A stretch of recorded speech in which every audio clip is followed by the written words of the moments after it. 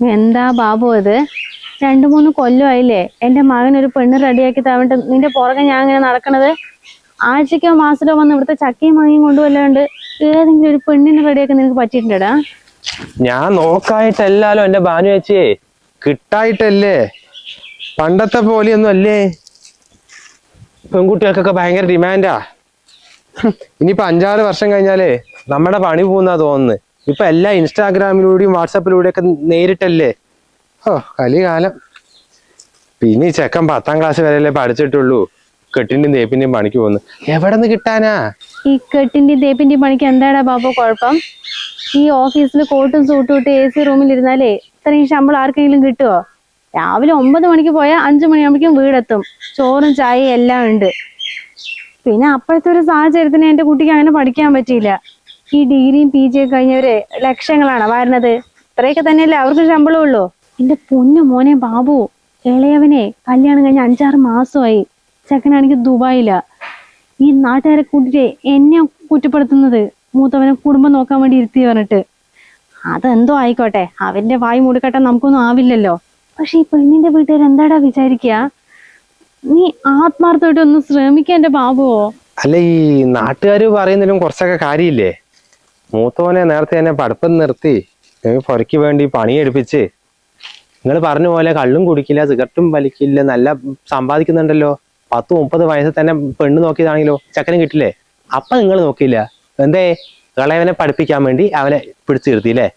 ഇപ്പൊ ഇളയവൻ പഠിച്ച് എഞ്ചിനീയറായി ഗൾഫിൽ പോയി നല്ല വീട്ടിൽ നിന്ന് പെണ്ണ് കെട്ടി, നാട്ടുകാരും കുടുംബക്കാരൊക്കെ പറഞ്ഞപ്പോ അതിനുവേണ്ടി മാത്രം മൂത്തോന് കല്യാണം നോക്കുന്നു അല്ലേ? അല്ല, ഇതൊന്നും എനിക്ക് എന്റെ വിഷയമല്ലേ, ഞാൻ ചുമ്മാ പറഞ്ഞു പോയതാ. ഈ ഇവന്റെ മാത്രം കാര്യമല്ല ഭാനു വെച്ചേ. 30 വയസ്സ് കഴിഞ്ഞ് ഗവൺമെന്റ് ജോലി ഇല്ലാത്ത ഒരുപാട് ചക്കന്മാരെ പെണ്ണ് കിട്ടാണ്ട് ഇങ്ങനെ പൊരനിറഞ്ഞ് നിൽക്കുന്നുണ്ട്. ഇനിയിപ്പോ പ്രേമിച്ച് കെട്ടാന്ന് പറഞ്ഞ അതിന്റെ പ്രായവും കഴിഞ്ഞു. അല്ല, നമുക്കേ നേരെ തമിഴ്നാട്ടിലേക്ക് വിട്ടാലോ? തമിഴ്നാട്ടിന്നാ? അതൊന്നും നടക്കില്ല ബാബു. നീ നമ്മുടെ നാട്ടിൽ ഏതെങ്കിലും ഉണ്ടെങ്കിൽ നോക്കുന്ന്. നമ്മുടെ നാട്ടിൽ നിന്ന് ഓലക്ക കിട്ടും.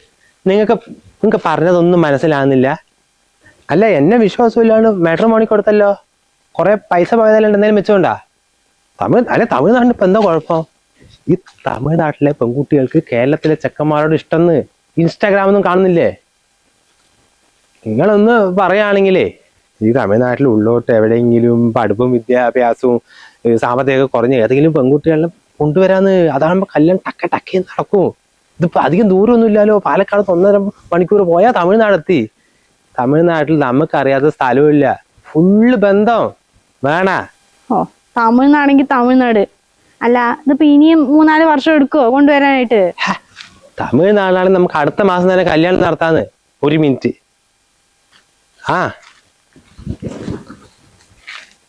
ഡേ പളനിച്ചാമി, എടാ ബാബു. എടേ ബാബു, മധുരയിന്ന് പാത്തില്ല വെറ്റില വീടിന്റെ അടുത്തുനിന്ന് ബാബു പുറിഞ്ചാ. കേരള. എടേ, ഞാൻ വിളിച്ചത് നമുക്കൊരു പൊണ്ണ് കിടക്കുമാ? മുട്ടാൾ പയന അതിലല്ലേ. എടാ, കല്യാണം പണ്ണറதுக்கு എടാ നമ്മുടെ ഒരു പയ്യൻ ഇருக்கு. നല്ല RC വീട് സെറ്റപ്പ്, ഫുള്ള് സെറ്റപ്പ്. கல்யாணம் இருக்கா? உண்டா? கண்டிப்பானே. നീ നമ്പർ സേവ് ചെയ്. ഞായറാഴ്ച വരും. ഞങ്ങൾ വരും. സറി. കട്ട്. അപ്പൊ എല്ലാം റെഡിയാണ്. അടുത്ത അടുത്ത ഞായറാഴ്ച പെണ്ണ് കാണാൻ പോണം. പറ്റുമോ? പറ്റുമൊക്കെ ചെയ്യും. പക്ഷെ ഇതൊക്കെ ഉള്ളതാണടാ. എന്താ നിങ്ങൾ ഒരുമാതിരി വിശ്വാസമില്ലാത്ത പോലെ സംസാരിക്കുന്നത്? പളനിച്ചാമി പറഞ്ഞ അത് ഉറപ്പാണ്. ദോസ്ത് നിങ്ങൾ പോയിട്ട് ഒരു ചായ എടുത്തിട്ട് വരി. ഒരു പഴനിച്ചാമി. ഇതൊക്കെ അവിടെ എത്തുമ്പോ കണ്ടാ മതി.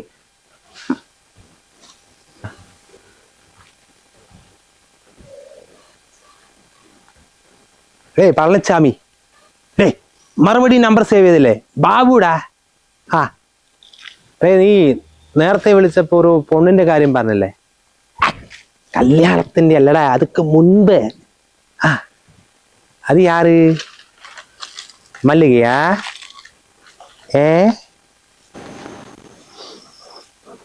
கேரளா விட்டு எதுக்கு எங்க பொண்ணு பார்க்க வந்திருக்கேன்? உங்களுக்கு தமிழ்நாடு பொண்ணுன்னா அவ்வளோ பிடிக்குமா? இல்ல என் சித்தப்பா அப்படிதான் சொன்னாரு. ஆ ஆமா. ஓ, തമിഴ്നാട് നല്ല സൂപ്പർ കാണാൻ, നല്ല വയല് സൂപ്പർ. അതാ ഇങ്ങോട്ട് പെണ്ണ് നോക്കാൻ വന്നത്. உங்க கேரளாவும் அப்படிதான், ரொம்ப நல்ல பிளேஸ். நான் ஒரு உண்மை சொல்லட்டுமா? நாங்க தமிழ்நாடு பொண்ணுங்களுக்கு இந்த கேரளா பையனா ரொம்ப பிடிக்கும். ആ അതെന്തായാലും നന്നായി, നിങ്ങൾക്ക് അങ്ങനെ ഇഷ്ടമാണല്ലോ. പക്ഷെ കേരളത്തിലെ പെണ്ണുങ്ങൾക്ക് ഗവൺമെന്റ് ജോലിക്കാരെ മാത്രമേ ഇഷ്ടമുള്ളൂ. നമ്മളൊന്നും കണ്ടുകൂടാ. വീട്ടില് വേറെ ആരാ ഉള്ളത്? അവിടെ നിന്ന് നീ തമിഴിൽ പറഞ്ഞൊന്നും മനസ്സിലായില്ല. ആരാ ഉള്ളത്?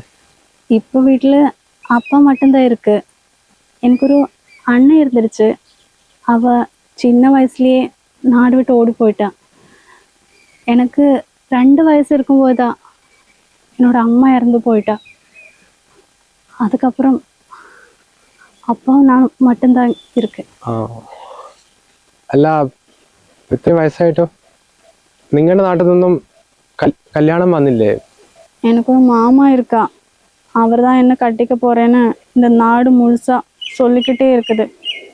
ஆனா எனக்கு அவனை பிடிக்கவே பிடிக்காது. ஃபுல் டைம் தண்ணி சாப்பிட்டே நடக்கிறது. எனக்கு வந்திருக்க கல்யாணத்தை எல்லாம் பாதி வழியில நிப்பாட்டி அவன் தான் என் பொண்ணு, நான் தான் கட்டிக்க போறேன்னு சொல்லி அவங்களெல்லாம் விரட்டி ஓடிச்சாங்க. അല്ല, അപ്പോ ഞങ്ങളിന്ന് പെണ്ണ് കാണാൻ വരുന്നൊക്കെ മൂപ്പര് അറിഞ്ഞിട്ടുണ്ടാലേ? അപ്പൊ ഇതും എന്തെങ്കിലും പ്രശ്നമാവോ? அவர் இங்கே இல்லை, மதுரையில ஒரு திருவிழா நடக்குது, அங்கதான் போயிருக்கா. 3-4 ദിവസം கழிச்சு தான் நாட்டுல திரும்பி வருவேன்.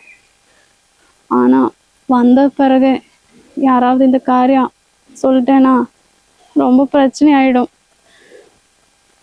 எனக்கு எப்படியாவது இங்கிருந்து தப்பிக்கணும்னு ஆசை. ഓ, അപ്പൊ മാമനാണല്ലേ പ്രശ്നം? അല്ല, അതെനിക്കും കുഴപ്പമൊന്നുമില്ല. ഉം, പേരെന്താ? செல்வி. പള്ളിച്ചാമി, നീ കൂടി ഇവിടെ വേണ്ടിയിരുന്നടാ. ഷേ, എന്ത് പള്ളിയിൽ പിന്നെ പോയാ പോരെ? മൊട്ടയടിക്കാൻ വേണ്ടി. എന്തായാലും നീ ആള് സൂപ്പറടാ. ആ, പറഞ്ഞ പോലെ തന്നെ പെണ്ണിനെയൊക്കെ ഒപ്പിച്ചു തന്നല്ലോ. ഞങ്ങളെല്ലാവരും ഉണ്ടാ. ഞാനുണ്ട്, ചെക്കനുണ്ട്, ചെക്കൻ്റെ അമ്മയുണ്ട്, ചെക്കൻ്റെ അനിയന്റെ ഭാര്യയുണ്ട്, പിന്നെ ഒരു ഡ്രൈവറും ഉണ്ട്. ഞങ്ങളൊരു കാറും വിളിച്ചു വന്നാടാ. ഓ, നീ ഏൽപ്പിച്ച ഒരു ரமேஷ் இங்க இருக்கு. நல்ல அடி. நான் பார்க்கலாம், அடுத்த வாட்டி பார்க்கலாம். இது നമ്മളെല്ലാം ഒരു കുടുംബം അല്ലടാ. ரமேஷா, എനിക്ക് കൂടി ഒഴിക്കടാ, നീ തന്നെ കുടിക്കണ. അല്ല ரமேஷா, ഈ பழனிசாமிയുടെ நீ யாரு? அவங்க என் வகையில ஒரு சித்தப்பா. அவருக்கு ரொம்ப பக்தி ஜாஸ்தி. அதனால மொட்டை அடிக்க பழனியில போயிருக்காங்க. அவங்க சொன்ன உங்களை நல்லா கவனிக்கிறோம்னு. அப்புறம் பாபுண்ணா, உங்க கேரளால நமக்கு பட்டியா ஏதாச்சும் குட்டிയൊക്കെ இருக்குமா? എന്നടാ രമേശേ சொல்ற? അങ്ക പെണ്ണില്ലാവണ്ടല്ലേ ഞാൻ അവനെ അവിടെ നിന്ന് കുട്ടിയും പറിച്ച് ഇങ്ങോട്ട് വന്ന്. അപ്പൊ നിനക്കും പെണ്ണ് വേണം പറഞ്ഞാലോ? അവിടെ ഗവൺമെന്റ് ജോലി വേണ്ട, നിന്നെ പോലെയുള്ളവനൊന്നും കിട്ടില്ല. பாபுண்ணா, இதெல்லாம் நம்ம நிலம்தான். பத்தாதுன்னு அங்க தெங்கும் தோப்பு பாருங்க, அது கூட நம்ம தான். മാസം நல்லா സമ്പാദിக்கிறாங்க. ഇത് പത്താത് அவங்க കേരള പൊണ്ണുങ്ങൾക്ക്? 10 ഇതും കൊണ്ട് അവിടെ തന്നെ ചൂലെടുത്തടിക്കും. കൃഷിയൊന്നും അവിടെ പൂലടാ, ഗവൺമെന്റ് ജോലി വേണം. രമേശ, ഇത്രയെല്ലാം ഉണ്ടെങ്കിലേ എനിക്ക് തമിഴ്നാട്ടിൽ തന്നെ പെണ്ണെടുത്തൂടെ?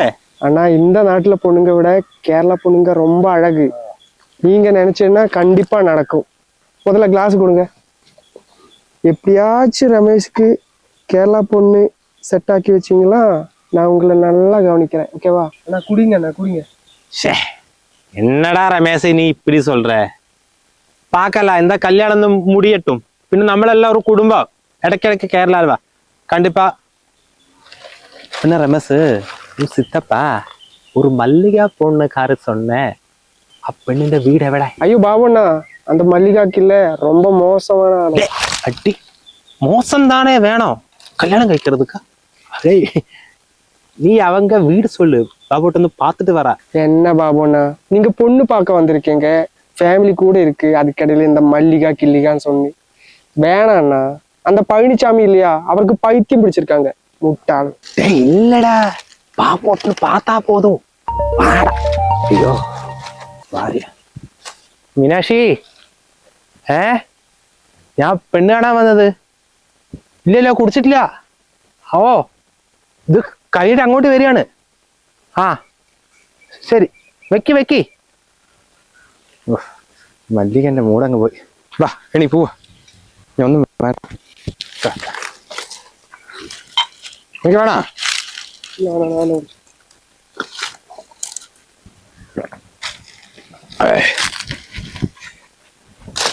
വാ വാ വാ.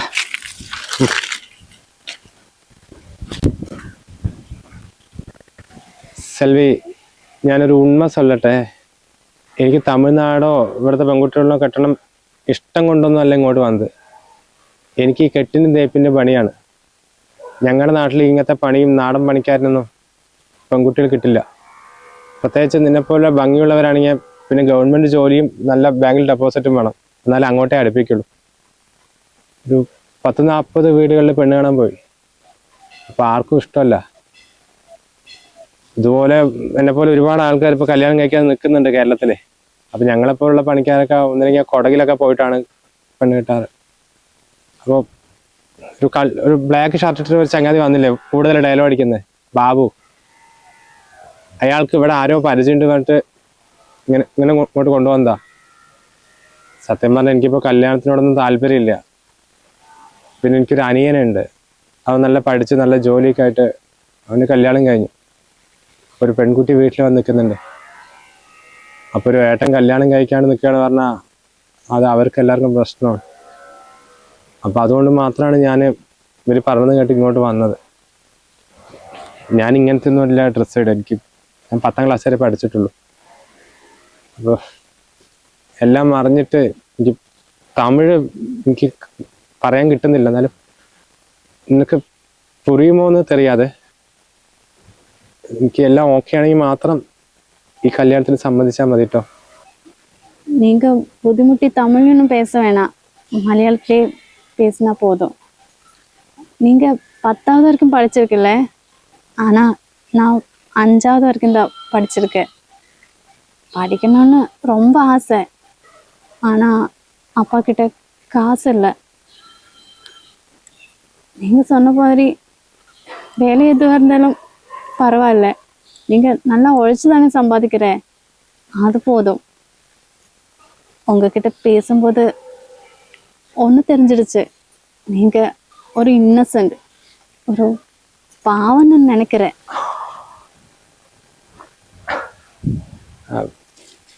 നിനക്ക് ഇഷ്ടമാണെങ്കിൽ പിന്നെ താൻ മാമനെയും മച്ചാനൊന്നും പേടിക്കണ്ട, അതൊന്നും വിഷയമല്ല.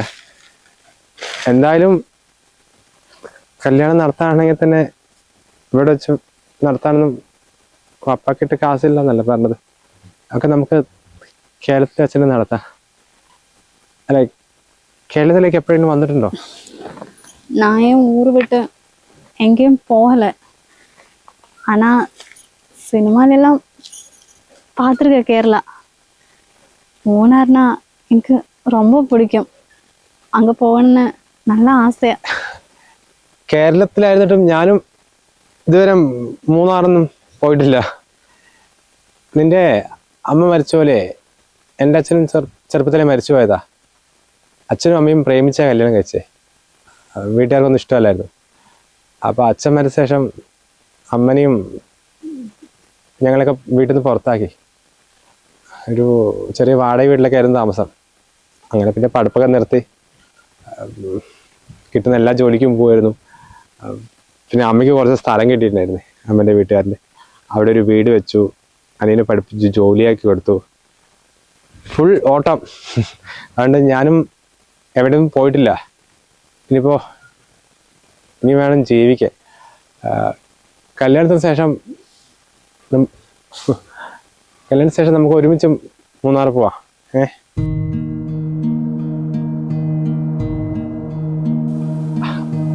അയ്യോ സോറി, ഞാൻ എന്തൊക്കെയാ കല്യാണം മൂന്നാറെന്നൊക്കെ.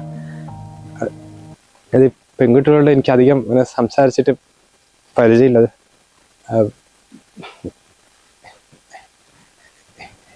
എന്നെ ഇഷ്ടായോ?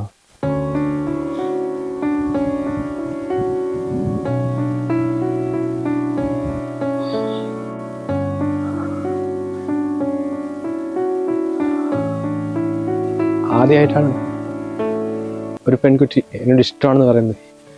എനിക്ക് സന്തോഷം സങ്കടമൊക്കെ ഒരുമിച്ച് വരുന്നു. എനിക്കിനി ഇവരോട് സംസാരിക്കാൻ ഞാൻ വീട്ടിൽ പോയിട്ട് വിളിക്കാം. ഫോൺ നമ്പർ തരുമോ? എങ്കിട്ട് ഫോണൊന്നും ഇല്ല. ഫോണില്ലേ? അല്ല അപ്പം അമ്മയാണ് വീട്ടിൽ. ആ അമ്മ ഇറങ്ങാൻ സമയമായോ? ആ വരാം. ആ പോവാൻ സമയത്തിലായിരുന്നു എന്നാ. போனா இங்க திரும்பி வருவியா? അന്ന് അങ്ങനെ ചോദിച്ചത്? സത്യം പറഞ്ഞാൽ ഞാൻ വീട്ടുകാരെ ബോധിപ്പിക്കാൻ വേണ്ടി വെറുതെ പെണ്ണ് കാണാൻ വന്നതാ. പക്ഷെ തന്നെ കണ്ട് സംസാരിച്ചപ്പോൾ എനിക്ക് ഒരു മുൻപ് ഒരാളെ പോലെ തോന്നി. ഞാൻ കണ്ടിപ്പോൾ തിരിച്ചു വരും. കല്യാണം കഴിച്ചാൽ ഞാൻ നന്നായിട്ട് നോക്കാട്ടോ.